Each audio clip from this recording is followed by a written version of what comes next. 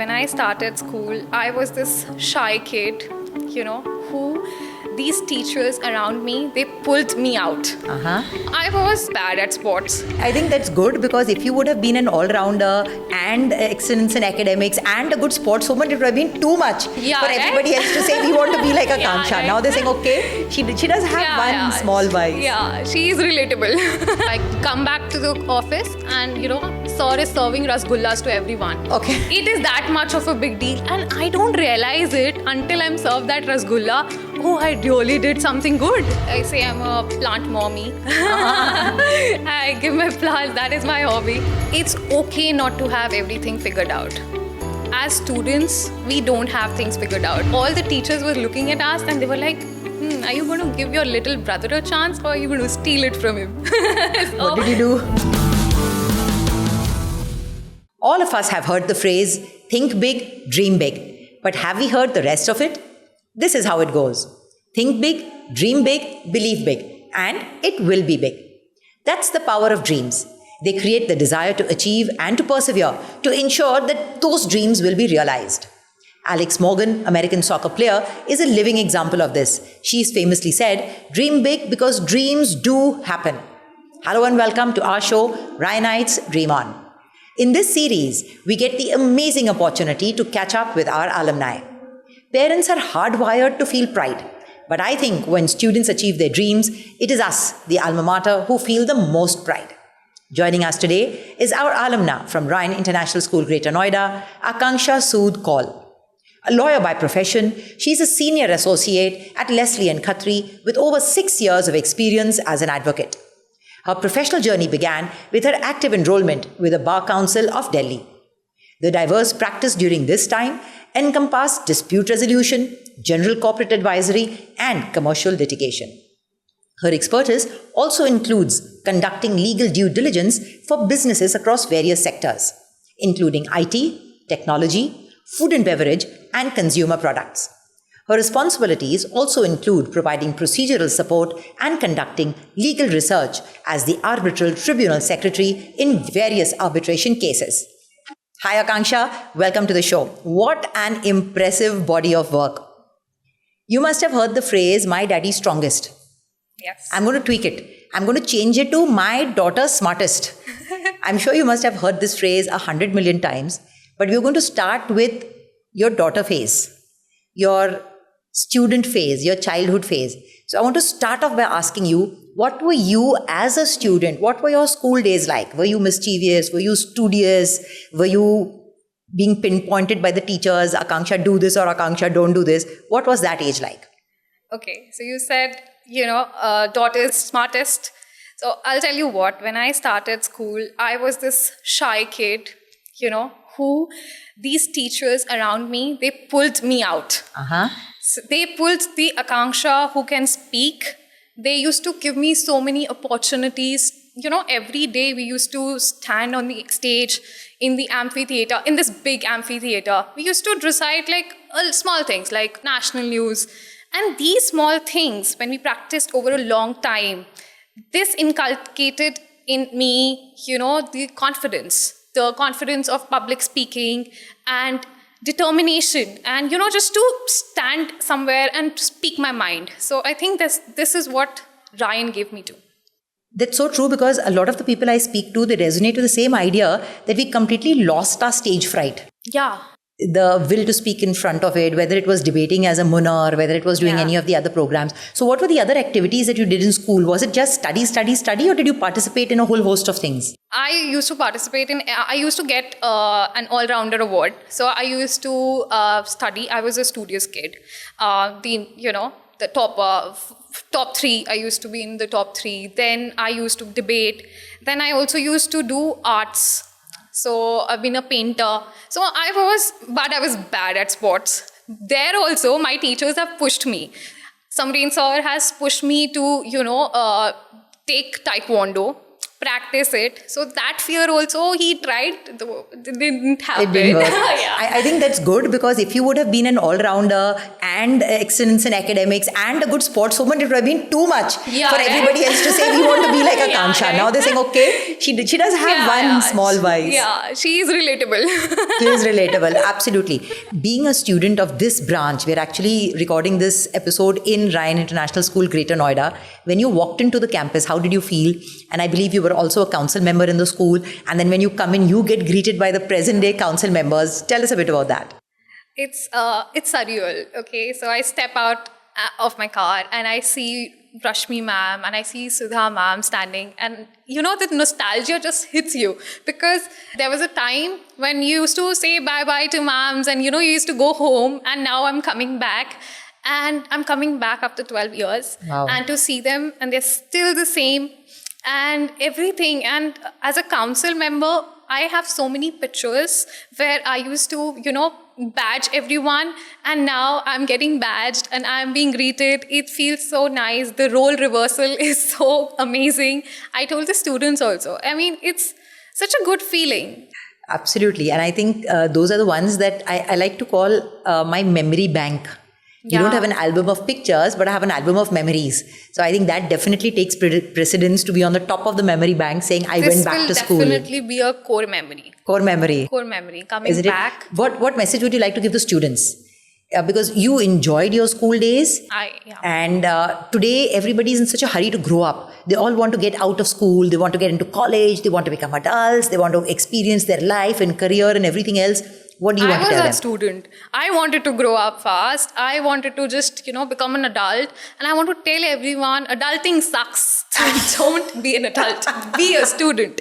Be a student your entire life. Study. These are the best time of your life. This is the best time of your life. Hone your skills. Like whatever platform that is given to you, just grab the most out of it. You might think, oh, what am I getting out of this? You don't know, but the confidence that it instills in you, it's amazing. And as students, one should always take up every opportunity that is given to them and just enjoy life. Very wise words, Akanksha, but you're saying that now, sitting on this side of the someone fence. Someone told me, right? Yeah. Yeah, so that's true. So you wish someone would have told you then. Definitely. Right? So hey, everyone, listen, this is what she's telling you. Enjoy your school days. You'll never get them back. Yeah. Right? So during your school days, apart from your academics and participating in all the other activities, what else stands out in your memory?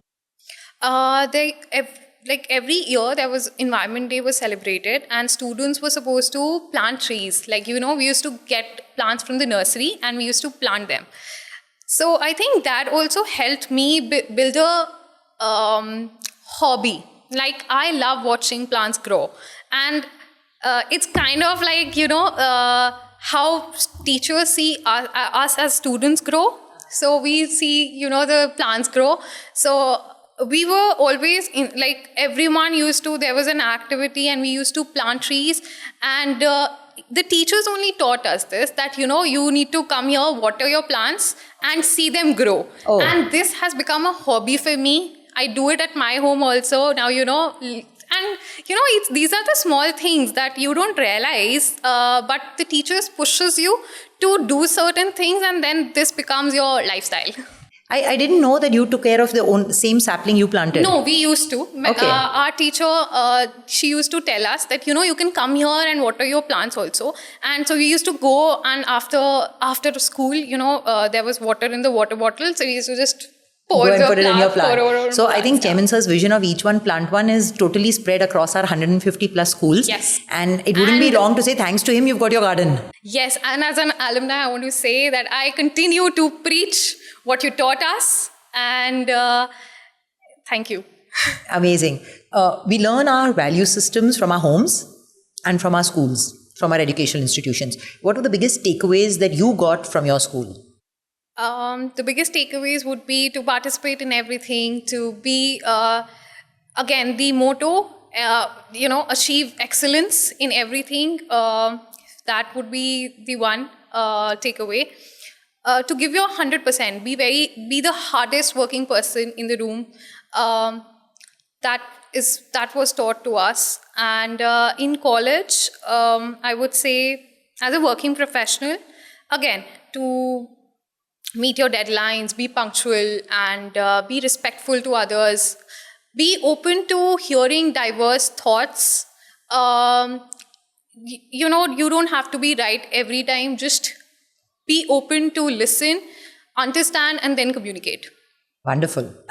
With all the debate sessions, Mun is very strong across all our schools. Theatre Fest is another brilliant platform that we all have. We've got the media wing in that, and you know why I'm asking you that. So what were your experiences with all these programs? My experience has been great. Our teachers have been so good. If a student has potential, they used to tell us, okay, this is the next big thing that is coming up. You practice for it, and if you're right, you may end up doing it. So I remember even for the media, for our BBN experience, ma'am used to tell us, take the newspaper cuttings and practice. And if you are good, like for some students, and if you're good, then we'll send you to Mumbai. So that is how, they instilled that confidence. And then when we went there, of course, you were there to guide us. And so for everything, not just debate, MUNs, poetry recitation, everything. Like the teachers have been wonderful. And what was your experience like coming to Mumbai? Was it the first time you came to Mumbai? Yeah, it was the first time. It was the first time because I was a day scholar. For me to let go of my parents, my parents sent me for the first time. But then, teachers were there to help. Yeah. And there were fellow students also. It was the first time I stayed in a hostel-like situation also. Because, day scholar, don't know that. Everything was new. Every experience was new. But I remember not being scared, but I remember being happy and confident to be in this big city called Mumbai and, go in front of the camera and speak. It was very... Do you remember how you signed off as a young journalist? Yeah, as Vijay Akanksha signing off. Coming back to the next phase of your academic life, 10th and 12th, both you did brilliantly well. Right? You passed with flying colors. You could have gone into any medical stream. You could have gone into engineering. What made you go into law?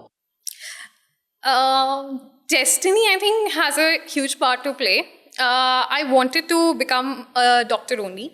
I gave my exams, but I didn't pass. And my parents asked me to wait for a year and prepare for it, for my medical. And then, I can go do my medicals. But then I wanted to be this independent girl and not wait and not spoil these, prime years of my life. So I just decided okay, no, I like debating. I'll be a lawyer. And I've seen such great advocates around me. And that pushed me to take up law. Wonderful. And there's no looking back. No looking back. Absolutely. No regrets. So you went into medical because of family pressure? Because a typical Indian parent is like, go in for medical, become a doctor, become an engineer. That is what we were told, right? You have good marks in class 10th. Why don't you take science? Nobody told us.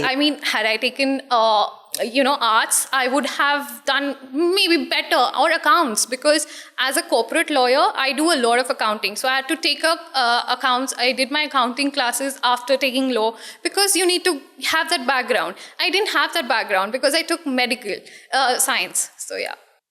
Brilliant. So that takes me to the next one. Being a lawyer is also not a piece of cake. It's not easy. Yeah. There's extensive research that you need to do. The preparations are like on another level altogether. So what was that like? Did you think that I've switched from my medical to my law and I've jumped from the frying pan into the fire? What was that experience like? Those studying days of law? No, I think it was similar because as a student of medical also you have to study a lot, and as a student of law also you have to study a lot, and you have to study every day because laws keep on changing every day. Supreme Court comes up with new laws every day, they interpret laws every day. You need to be quick, you need to be aware of everything. As a lawyer, you're supposed to know everything. And similar situation was there so I didn't feel like, and for some reason, school had prepared us, to be good, to be there, to be, not panic. For us, as a lawyer, for me, my deadlines are the most important thing. A filing has to go, it has to go on a deadline. The school had instilled that punctuality to be there before, finish your tasks before the deadline. Absolutely. And I think a deadline plays a very large role in everybody's success. If we know this is the time that I need to get it done, I need to get it done. There is no procrastination involved. Yeah. Isn't it? So during these studying days, did you ever feel too oppressed with the whole thing that, I've taken law? What was that one thing that kept you going? Was it that now I've already changed streams and I just have to make a go of this? What was that spark or that motivation that kept you going? That it was just the interest for the field. Okay. I just loved being there. Like, I loved the study. Like, I have changed streams in law also. So I started as a litigator, then I changed, and then I am now a corporate lawyer. Okay. So I feel like it's okay to evolve, and it's okay to change streams. It's okay to find your flow, Absolutely. Absolutely. I believe we achieve our goal with the process of elimination. Yeah. I don't want to do this. Yes. I don't want to do that. This is what I like to do. Yeah. So it shows in your face and your passion that I've finally found my groove. This is what I want to do. So that's brilliant. So let's take a look at now, when you are moving into this field, it's a very, in my mind I've got a compartment saying Ghisapita questions and normal questions. So it's a little Ghisapita. And I've seen some illustrious people as women in the field of law. Did you ever face any gender discrimination? Did you ever feel that maybe law is not for me? Did you get motivated by any of the other I'll be women? honest here. It is a man's club. It is? Yeah. Of course, opportunities are given more to a guy than a girl because, women are expected to be home by a certain time. They feel like, oh, you can't do this. I need someone who want to study, like who will be there to study and do the filing. Study midnight, be in office till midnight. Right. So they prefer males over females. But then again, the dedication that a female employee gives, I think it's way better than a guy. Far outweighs. Yeah. All for women power. You're married. Congratulations. Thank you. It's fantastic to see students getting into new responsibilities. So how do you manage all that? A career, a married life, meeting the responsibilities at home, at the in-laws, and at an office space. I come from privilege, from a place of privilege, from a place of support.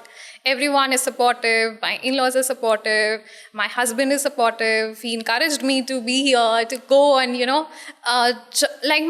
my boss, he's very supportive. When I told him I'm working today, Okay. but then he's like, no, you go meet people, go back to your school. Everyone has been supportive. So that ways, it's not been difficult.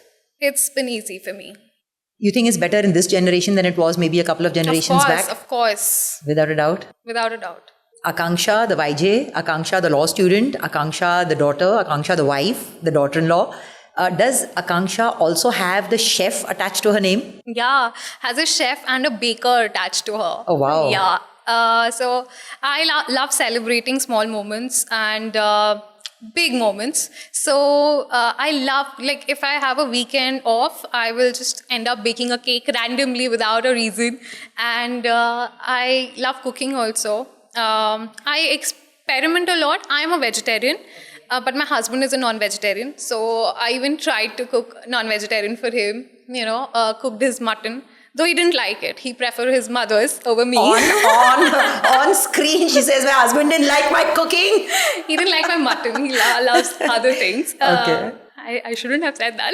No, now it's done. Now it's recorded and I'm definitely going to play it. Yeah. So, I love to cook and bake.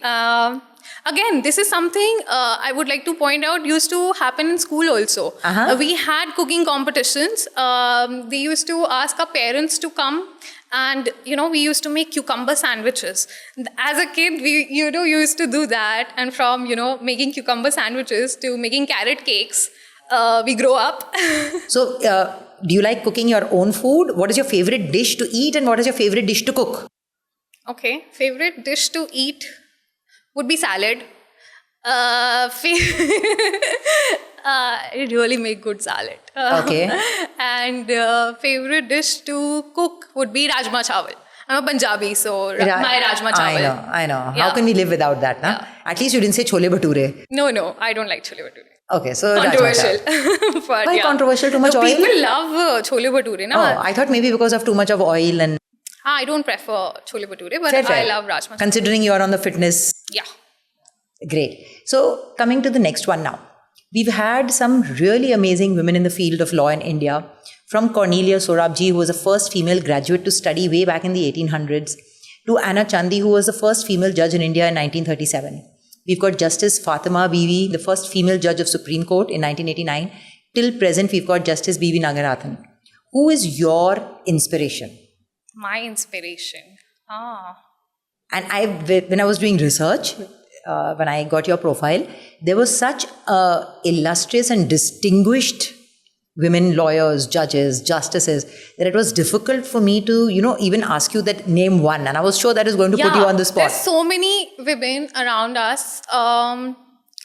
Justice Indu Malhotra. All right. For me. Because I've practiced in front of her. She's always encouraged female litigators. And I think it's just the way she is. The way she guides you.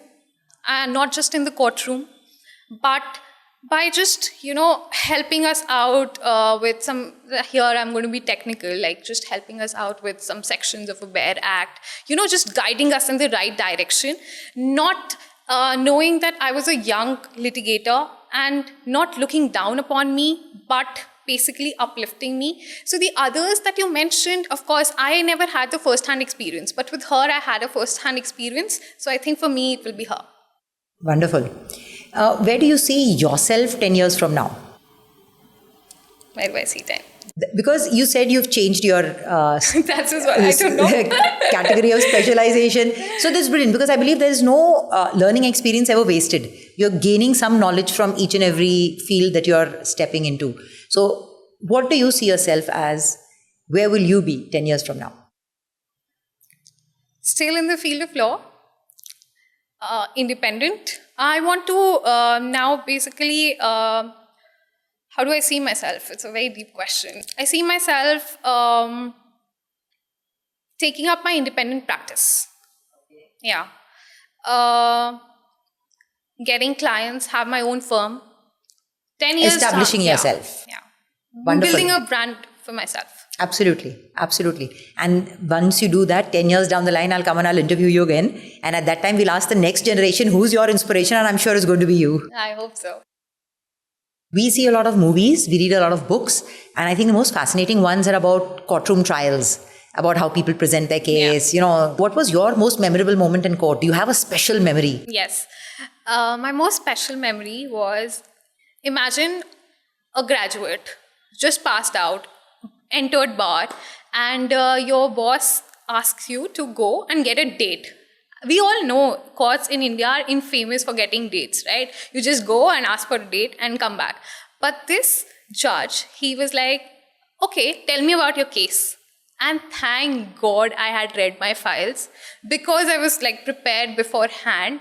I read my file. I told him the facts of the case. He told me, what do you want? I said, I want a notice. But my boss had asked me to get a date. He said, no, I'll give you a notice. You tell your boss, you're very good.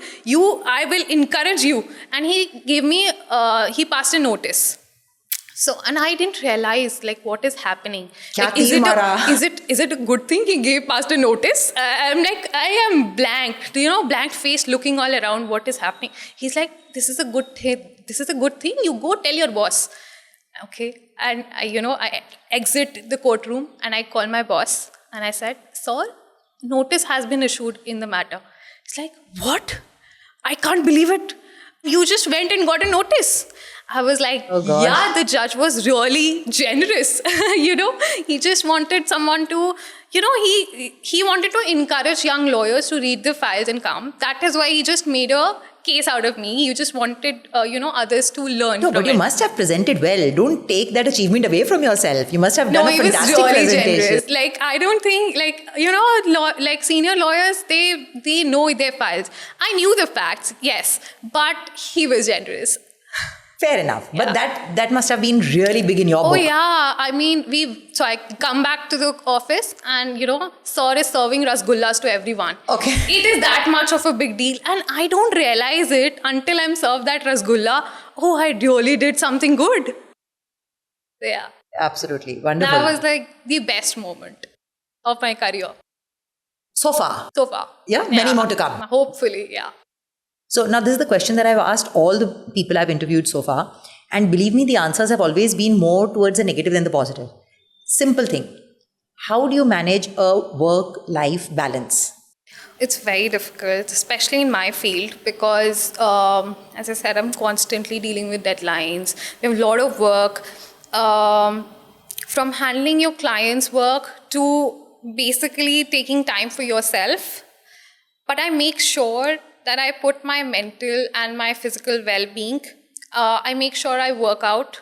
I make sure I take my weekends off. You actually have a structured fitness regime? Yes, I do. I make sure I, work out at least 1 hour a day.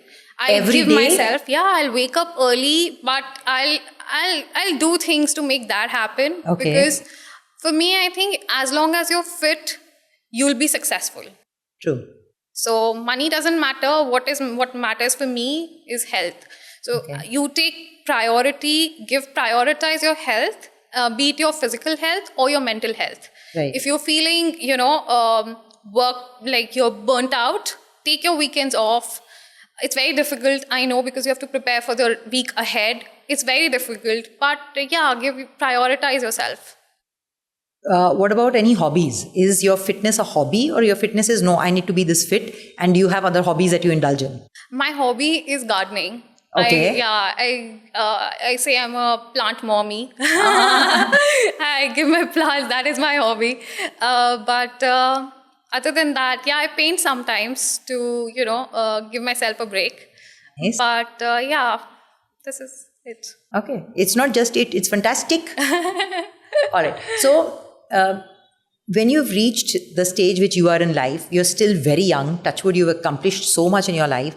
And there are so many aspiring young kids over there, whether they want to be a lawyer or an advocate or anything else in their life, and they see this one amazing woman figure who's kind of got it all and who's fit, which is very rare. And they want to know from you, what is the advice you would give them about being an aspiring lawyer? Okay.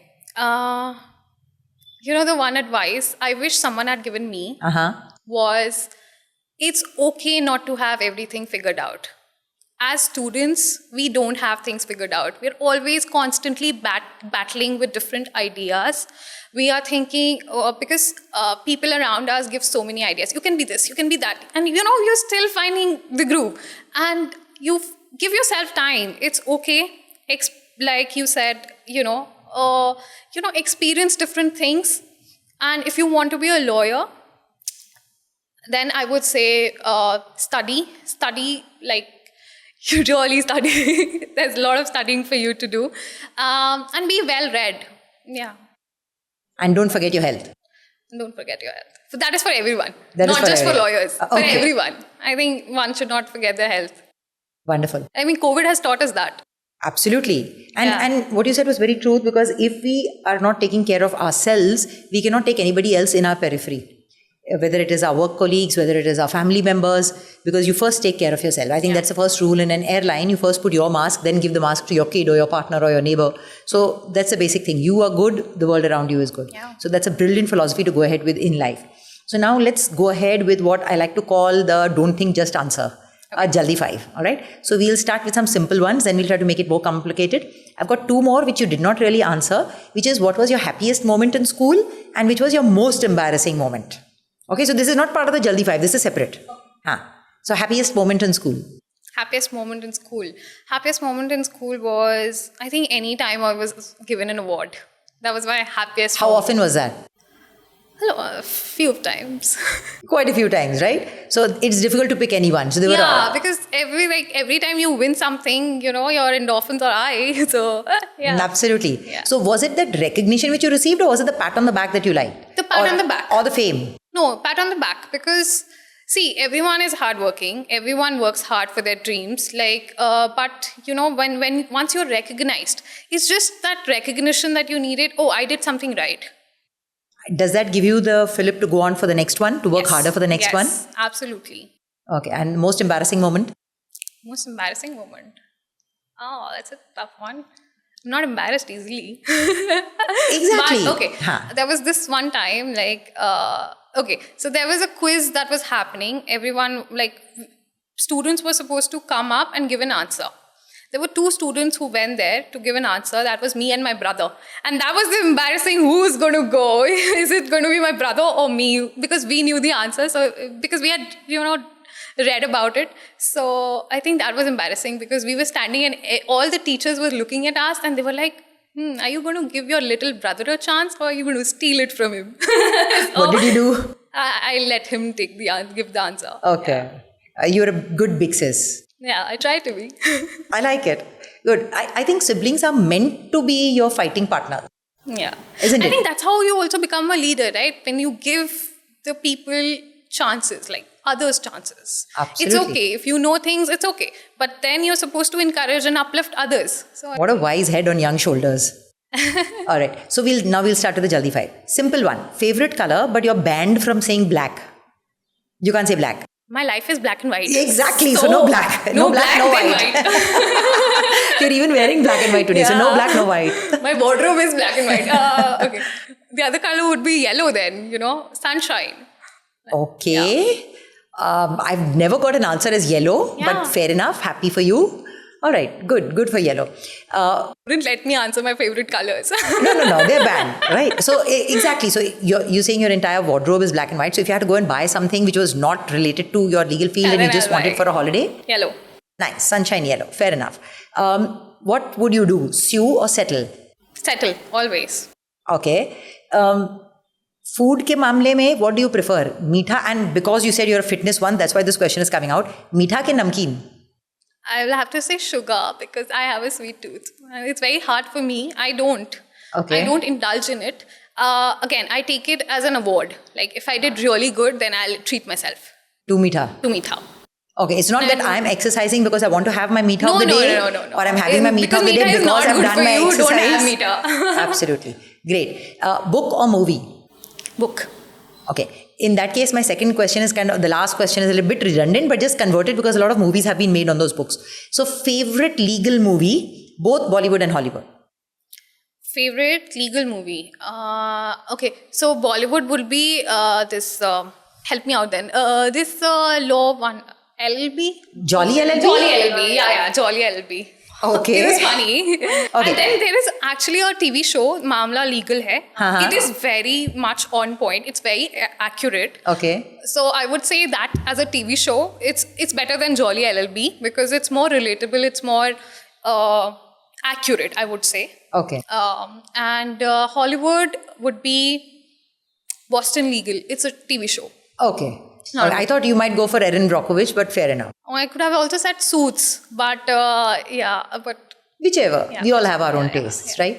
Okay. All right. So it was absolutely wonderful talking to you, Akanksha, and we wish you all the best for your future. We hope that you're going to come back. We're sure you're going to achieve the heights of your profession.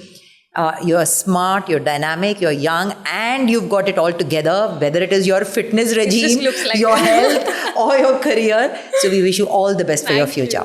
We are blessed to have strong women leaders in our lives, be it our Honorable President of India or women power at the Olympics, and mentoring by our beloved Managing Director, Dr. Grace Pinto. We see them as motivational and inspiring figures that empower generations to come. As we wish you all the best for your future, we're sure your success will serve as an inspiration to many aspiring lawyers. So before I sign off, I want you to sign off because I know as a young journo, you have signed off multiple times. All right? So go ahead. This is Akanksha signing off as Young Journo for Ryan TV. Brilliant. I would like to say this is also Vijay Shibani, but I can't say that. This is Shibani Sharma signing off with these words. Ryanites, dream on.